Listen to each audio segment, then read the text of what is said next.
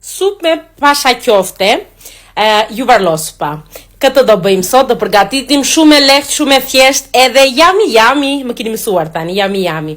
Tani unë i hedh mish të grirë, oriz, krip, piper, një qepë, një çik, kjo është ani thonë në greqisht, vezë, ani thot tani në shqip është kopër, më duket se e gjeta kopër është, edhe i tranzoj të gjitha bashkë, edhe pastaj i bëj rrotullame, kuptohet, të vogla, sa më të vogla mundem, kam edhe ndihmë zguzhinjer si të shikoni, më shumë më shqetëson se sa më ndihmon, po çfarë të bëjmë tani, fëmijët duhet të jenë në kuzhinë, që të mësojnë që djali duhet të ndihmojë në punët e kuzhinës. Po.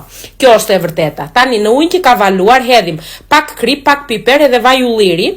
Edhe hedhim pasha qoftet avash, uji kuptohet që duhet jenë në temperaturë shumë të ullët, do me thënë pasi ka valuar, ta ullni atë temperaturën e shumë, që të mona hapen pasha qoftet në për të.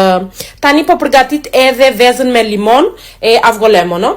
I hedh një vezë, pak limon, i hedh pak krip edhe pak qumësh që të më pritet veza.